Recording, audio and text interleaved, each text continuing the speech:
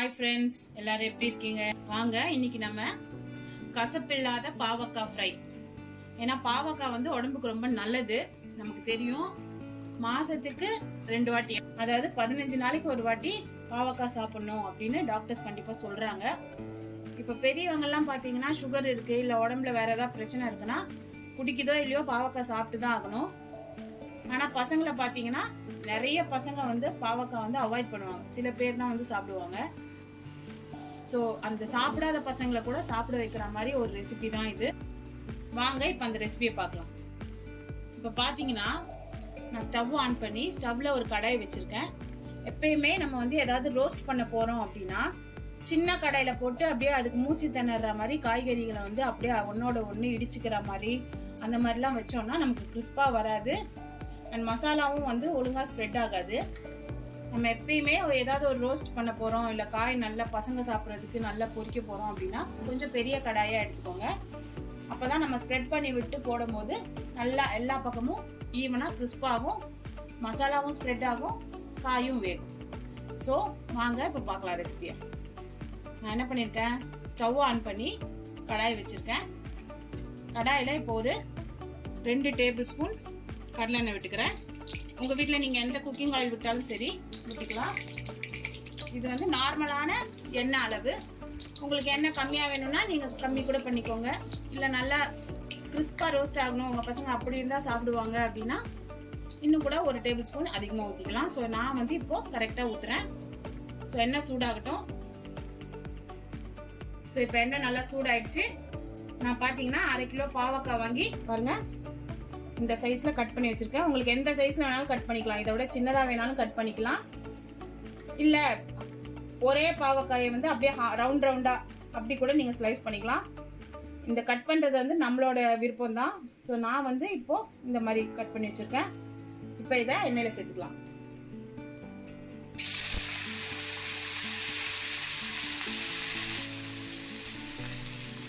So பாவக்காயாலே வந்து கசப்பு தான் நமக்கு தெரியும். இப்ப இதை குழந்தைங்களை சாப்பிட வைக்கணும் அப்படின்னு நான் சொல்லியிருக்கேன், குழந்தைங்களும் விரும்பி சாப்பிடுவாங்கன்னு. இப்ப இதுக்கு என்ன பண்ண போறோம் பாத்தீங்கன்னா, கசப்பை கொஞ்சம் கண்ட்ரோல் பண்ற மாதிரியோ இல்ல ஃபுல்லா எடுக்கிற மாதிரியோ நம்ம நாட்டு தக்காளி, பெங்களூர் தக்காளி இல்லைங்க, நாட்டு தக்காளி. ஏன்னா நாட்டு தக்காளியில தான் வந்து புளிப்பு இருக்கும்.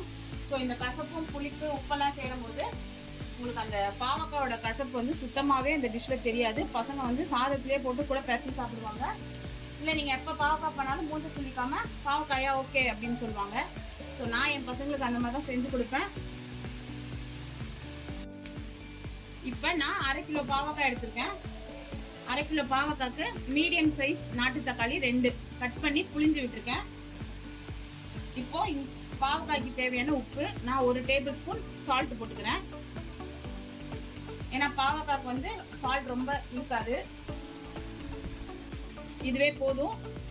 நல்லா ரோஸ்ட் ஆகட்டும். அப்புறம் நம்ம டேஸ்ட் பண்ணி பார்த்துட்டு உப்பு வேணும்னா மேலே லைட்டாக ஸ்ப்ரிங்கிள் பண்ணிக்கலாம். இப்போ நம்ம தக்காளி பாவக்காய் உப்பெல்லாம் போட்டிருக்கோம் இல்லையா, இதை நல்லா ஒரு வாட்டி மிக்ஸ் பண்ணி விடணும். மிக்ஸ் பண்ணி விட்டுட்டு இதை மூடி போட்டு ஒரு 5 நிமிஷம் நல்லா வேக விடணும். எதுக்குன்னு கேட்டிங்கன்னா, நம்ம போட்டிருக்க தக்காளி வந்து இந்த உப்போட சேர்ந்து மசிஞ்சு இந்த பாவக்காவோட நம்ம தக்காளி போட்டிருக்கதே தெரியாது.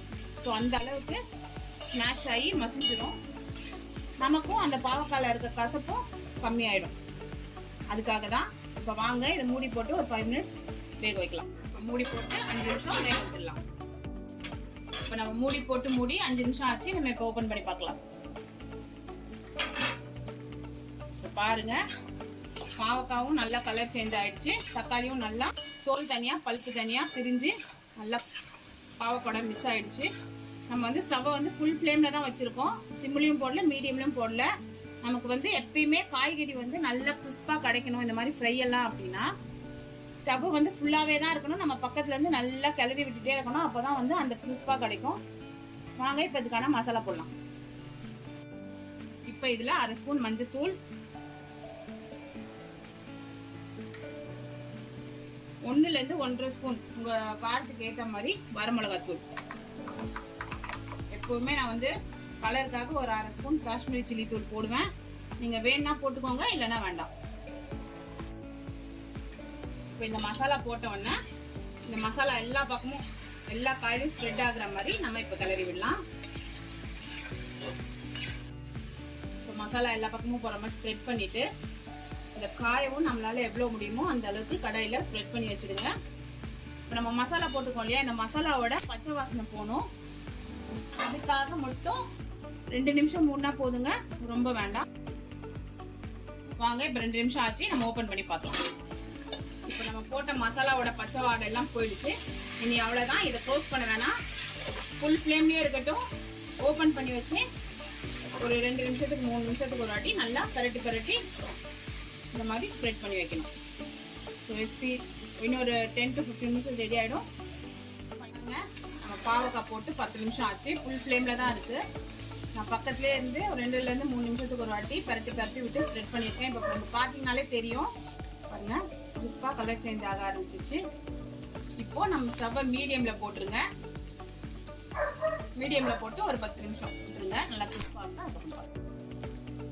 இப்போ பாருங்கள், நம்மளோட பாவக்காய் வந்து ஃப்ரை பண்ணி இந்த மாதிரி தான் கொண்டு வரணும். நல்லா எப்படி கிறிஸ்பாக இருக்குது பாருங்கள்.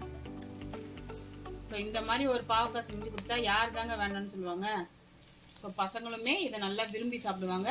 இந்த ரெசிபி உங்கள் வீட்டில் ட்ரை பண்ணி பாருங்கள். என்னோட இந்த ரெசிபி பிடிச்சதுன்னா லைக் பண்ணுங்கள், கமெண்ட் பண்ணுங்கள், உங்கள் ஃப்ரெண்ட்ஸோட ஷேர் பண்ணுங்கள். மெயினாக என்னோட சேனலை சப்ஸ்கிரைப் பண்ணுங்கள். ஜிபி முத்து தலைவர் சொல்கிற மாதிரி உங்கள் பொண்ணான கையை கொண்டு போய் அந்த சப்ஸ்கிரைப் பட்டனில் அமுக்கி அந்த பெல்லை டிங்குன்னு ஆட்டி விட்டுருங்க. நெக்ஸ்ட் வீடியோவில் மீட் பண்ணலாம். பாய்.